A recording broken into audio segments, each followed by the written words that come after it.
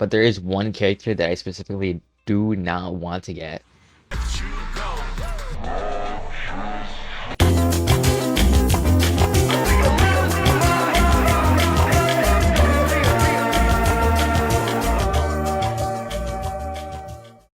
In this video, I attempted to beat Zenless Zone Zero by completing two different goals which I put for myself.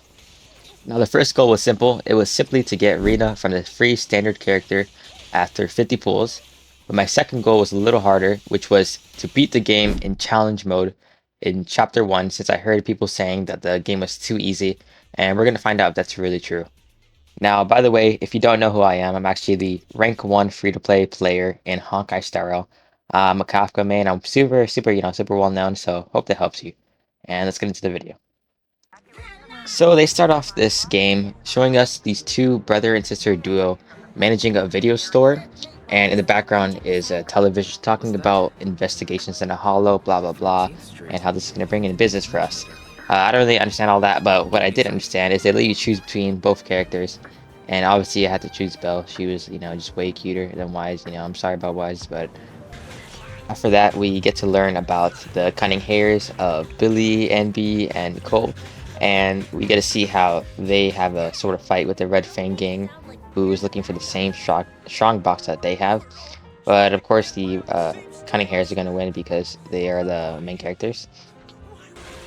So one thing that's actually really different about this game compared to other games like Honkai Star Rail, Genshin, or even like I don't know, Wuthering Waves, is that the main character you choose is not actually the main character you get to play. There's actually a different character and you get to play, and just whichever characters you get, it's pretty much the main character is not playable.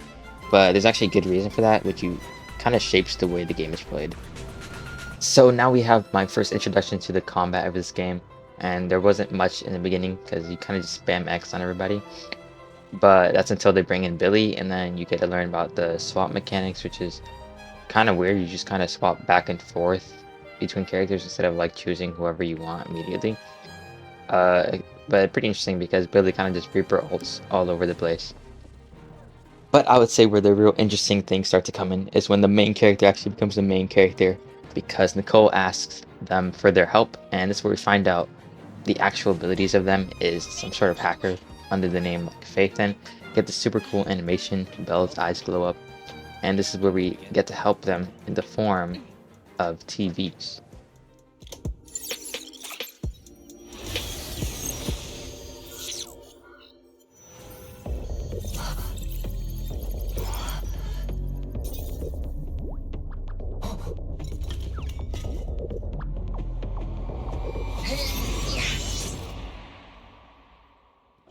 So now the TVs.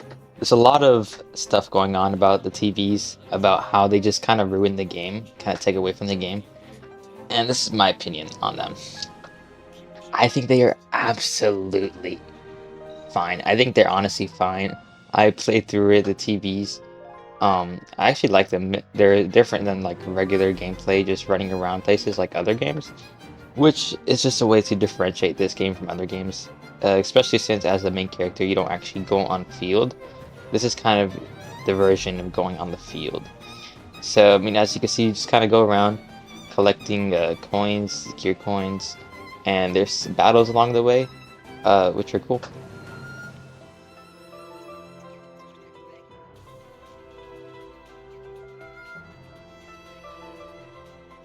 So from then on, you kind of just go through the TVs, fight some mobs, until you fight like the little mini boss of that area, and after that you're pretty much brought into the city.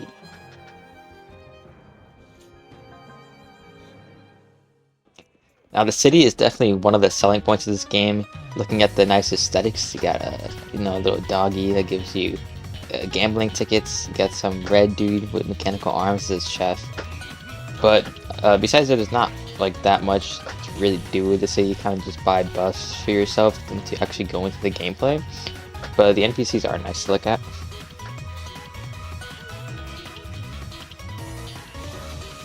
So yeah, after exploring the city, we go back into more combat, and I actually ended up liking Corin, besides the fact that it sounds like I'm at the dentist when I play her.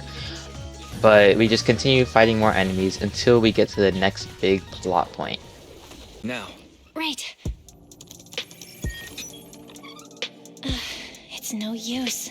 I've tried everything. I can't restore the connection. Strange. The hollow. Shouldn't so easily affect the HDD. The real issue is Nicole and the others. Without the HDD, we have no way of contacting them inside the hollow. No carrot, no proxy. Even with a good aptitude for ether, they'll be corrupted if they stay in the hollow too long. There's one more thing we can try. Reset it! Haven't you heard the saying? Turning it off and back on again can fix anything. Belle, didn't you shut it down? Why is the screen still on? So the connection problems aren't on our side. I thought you'd never figure it out. Nathan. So after that animation with animation quality from Inside Out, we find out that we were hacked, but bada bing bada boom, we're the better hackers, so we end up making it out. However, we had to leave behind the title of Phaethon. But then we go into our first boss, which I had this super intense fight on. As you can probably guess, the Krillix absolutely wiped this easy boss. I know it looks like my Korin ends up at like negative HP, but I don't know if that's a glitch or what, because we all know that this game's combat is super easy. There's no way I would mess up as the #1 ranked FTP player. But yeah, after beating that guy, also that the boss you beat is the same like person from the Red Fang gang from earlier. But this is not the last boss of the story yet. But after we watching this weird gray flashback, and then getting a new AI, which is like the Paimon of this game, and petting a cat, I actually ended up reaching the first milestone of getting 40 pulls, which is enough to do 50 pulls because of the discount. So let's see what we cook up here. So if you remember from the beginning of the video, I did say the character that I wanted to get from this pools was Rina, the nice looking maid, super cool looking character design.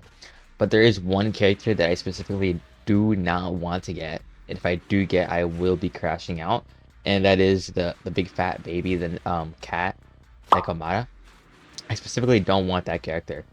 So as long as I don't get her, we'll be fine. But realistically, we're looking for Rina here for the challenge. So I didn't get lucky enough to get any S rank early, so I cut to the last 10 pool. This is the pool. Let's see what we get here. We're looking for Rina specifically, the big floating maid. As long as we don't get the cat, we'll be good. So let's see what we got here.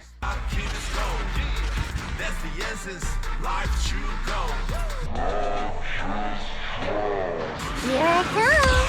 It's my turn to shine.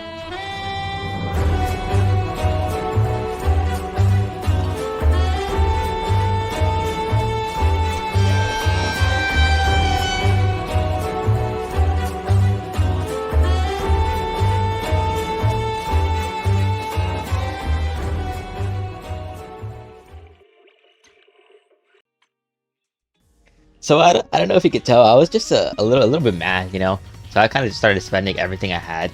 I tried my best to use my last 4 pools to skip them really quickly. Didn't get anything.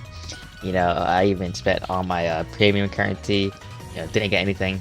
I just wanted to feel something. To be honest, I just wanted to feel something. I even started playing the random arcade mode to try to make myself feel better. But it actually made me feel worse, because I had lost. I couldn't even beat the arcade, apparently there was nothing I was good at. Eventually I did beat the arcade though. So fun, guys.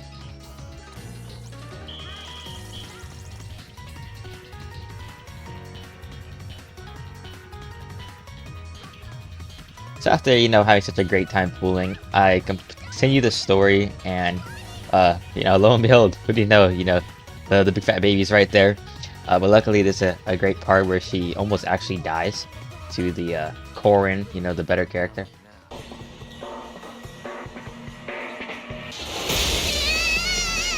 Watch out!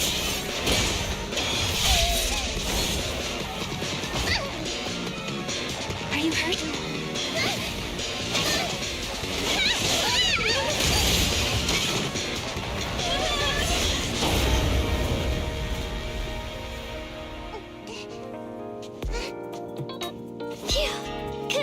Everyone's okay. After doing more of the story, I went around the city, tried to rizz up some of the baddies on the street. And then I found out, there's actually a place meant for the baddies. That was a pretty fun area too. Huh? The beasties are running away. Almost here. The monster? The theme song. What? The bad guy's theme always plays before the final battle. So now where we are in the story, some major corporation is trying to take over an area, and in doing so, trying to kill civilians as well. And our goal is to stop them, which means we had to kind of decrease the size in the hollow, leading to us fighting this big baddie for the ending fight of the chapter 1. And this is where, I have this super intense fight using everything I've learned up to this point. So let's see if I can actually beat this, or if the combat in the game is actually too hard.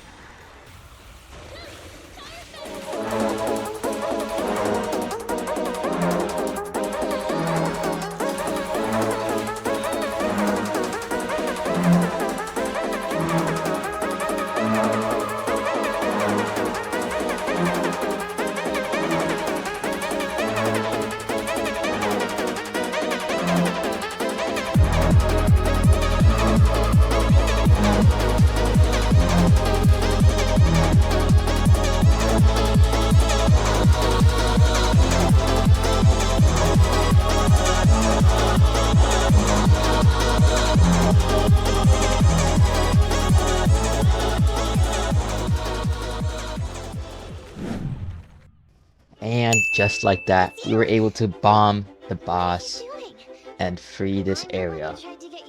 And then we end up seeing this super wholesome ending where Nekomata gets invited to dinner with the squad, and she finally gets to be a part of a family. And I guess all that's left to ask is, after seeing this super wholesome, amazing ending, did my feelings change about Nekomata? No, she's still a fat baby.